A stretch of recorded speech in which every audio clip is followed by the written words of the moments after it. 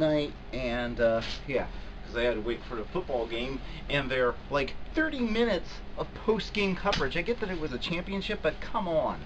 At 10 minutes, cut it off and go and put it online, please. Stop having people celebrating for no reason. Well, anyway, this will be quick. Okay.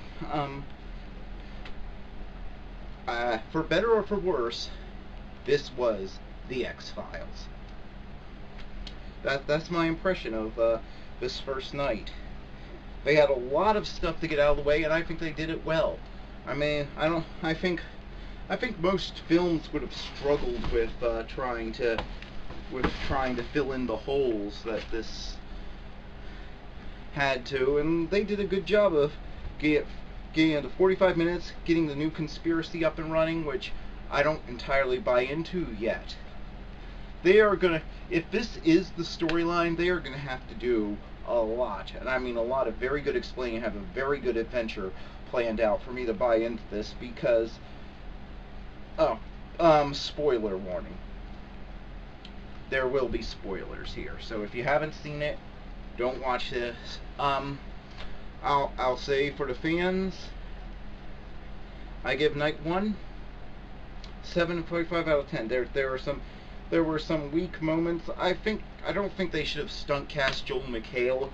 One of the things the X-Files always did really well was really feeling kind of authentic. This felt a little too glossy, and having a comedy star who is best known from 2 comedy series, and for me, and you know, he did a riff tracks, that to me, that I know the X-Files is sort of like a cultural touchstone at this point, and you know, there are probably a lot of people who really want to do it, but doing that probably wasn't the best move. It hurt the authenticity. One of the things that I kind of liked about the X-Files was that it would duplicate Dragnet in that it had like these nondescript actors in the supporting roles.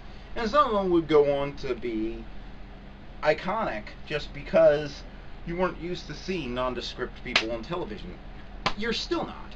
You still don't see nondescript people in lots of TV and the movies, whereas putting major stars, all of a sudden it's, ooh, this major star doing an X-File. It's like, I can't think of anything I had seen Deep Throat in from season 1 before the X-Files, and yet his role was taken over, and yet his plot point was taken over by Martin Landau, who's a great in the first movie, and he's a great actor.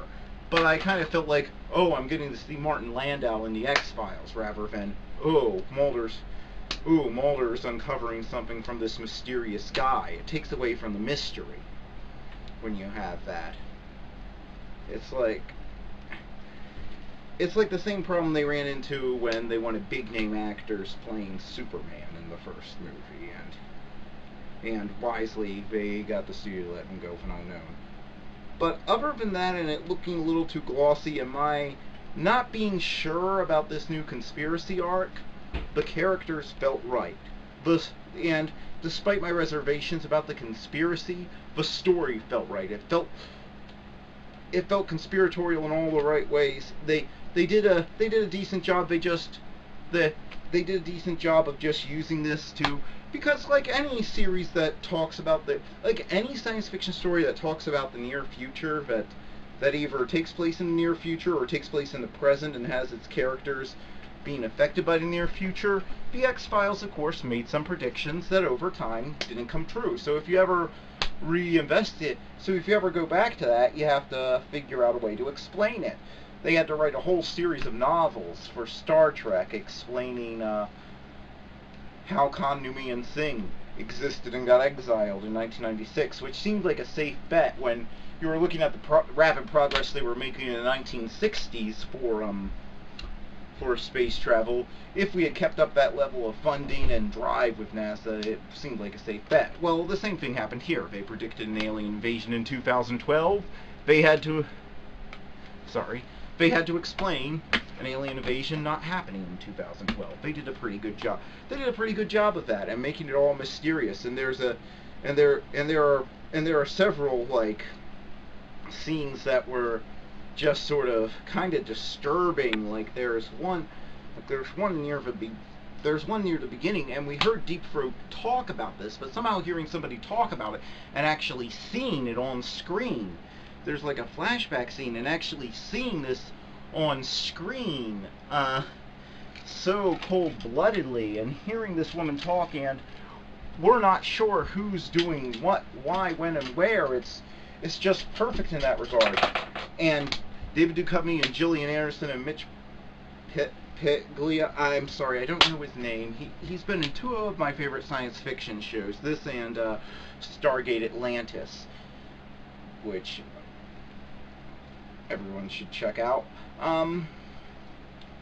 Sorry, I don't, but they all seem to be in it, and they did a good job of explaining why Mulder and Scully aren't together, even though it kind of seemed it, and I believed it. I didn't feel like they were pulling the rug out from underneath the viewer. In any other show of this kind, I would feel like, really? You spent all these years teasing us, and now you've just pulled the rug out because you don't want to go forward with it. But here, no, it felt like the only logical conclusion you would get from these 2 characters being in this place. And I do like the fact that they gave Mulder like a real nut to play off of, so that they could. It was really the only thing they could do. But still, it was the best thing they could. And it just I mean, in this post 9/11 truther world, you have to give him somebody, because in the 90s, what Mulder was doing was just, oh, there's silly little conspiracy theorists out there, you know. And it's a phase I think at least most, I went through it, most preteen and adolescent boys tend to go through, where you tend to think that where when you first find out that there have been secrets kept in the past, you start wondering what secrets are being kept from you now, and all this other stuff. And I don't know, it's not, at least when I was a kid, there seemed to be a phase every kid went through around between like 10 and 14 or something, where you'd believe pretty much anything. And Mulder, people could pass him off, but they had to do it, and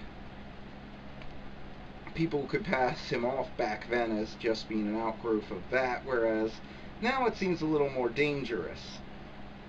But they did a good job. They had Mulder and Scully both filling in their roles, and I like the fact that Mulder actually seems a little reluctant to go onto this one until the stakes become personal again. And remember, when the X Files started, it was personal. It wasn't just, the truth wasn't just some abstract. It was something that he needed, because it had torn his family up. Because not knowing the truth had destroyed his family. So it was something that he needed at the beginning, and now it's destroyed his second family. So again, once he sees that there's a link to that, that's when he sort of dives in, and Scully thinks he's gone a little far, and that's always been Mulder's problem. That's why he needs Scully to anchor him, and we actually see why he needs that in this one. And we see that Scully, for her part, has grown, and she's actually interested in finding it if she thinks that it is the truth. She's just not convinced in this case that it is, until the end, when the rug gets pulled out from under us in a way that only the X-Files does, where everything comes, like, and you're like, did they really just go that far? Whoever is behind this, did they go that far? And I like that some of the details do match up with the exact details Martin Landau's character in the X-Files movie gave them for how FEMA would take over. And it's and then they did something really smart. They kept the Smoky Man out of the credits. I avoided all spoilers, all trailers, except during the NFL game, which was one of the most lopsided. But it was lopsided. I can't say that it was a bad game. It was lopsided because, and I'm not a Panthers fan at all. I don't know that they were even in the running this year. That's how little attention I've been paying to American football, since nothing happened to a team that was actually rigging the game in their favor. But last year, but the fact that they had, but I did, but that's not here. But I avoided all trailers, so I had no idea he was going to be in this. And then they saved his credit for right after he appeared, and it's just like they show all this stuff going down, and you know that it's just gotten real. It's just got real, and Mulder and Scully are in the middle of it, and they don't even know for sure what they're in the middle of. I mean, Mulder thinks he knows, but it's still up there, and I'm not 100% sure he's not being manipulated. If I had to put money on it, I'd say this is just another cover for the conspiracy he's been following all along. I mean, right now they have him doing apparently what he was trying to do, what they were trying to do to him. They have him doing it to himself. I mean, what better backup plan is there than getting your enemy to destroy their own work themselves? So I'll have to see, and then you're like, and then just when the fault is going through your mind of, I can't imagine anybody being this ruthless. I mean, leaving this many bodies behind. That's just, I mean, they're just being, I mean, that's just ruthless, and not just in a heartless sort of way, but in a, you think they'd want to be more subtle, and then they cut away, and then they cut to Smoking Man, and you're like, yeah, I was watching it with my family, and our jaws hit the floor. We were just like, and I was like, and I was the only one of them that had watched the last few seasons of The X Files on TV when we first got a Fox affiliate in my area, over the air, and I just go like, he's dead. And you know what? I don't care if they never explain his being alive. In fact, I kind of hope that they don't, because it would just make him all the more mysterious. And he's one character that normally in fiction I'd be like, oh, that's so cheap. They brought up a mystery and they didn't solve it. But he's one of those characters that's like so mysterious and works so much on his sense of mystery. I mean, I checked. He didn't even have a line in his first episode. The episode that led to him doing the rest of the show. He didn't have one audible line in that. And it's like, so it's like, the more mysterious the Smoky Man is, the better for me. So it's like, he's one character, but I can see somehow faking his own death, and since Mulder and Scully are sort of a point of view characters, we would never even get close to knowing how or why he did it, because, hey, I mean, I think the why is pretty obvious. It's much easier to operate this sort of thing if everybody thinks you're dead. I mean, who's looking for you then? You can just walk out and get your mail. I mean, nobody's gonna be watching for it. So yeah, this was well worth watching.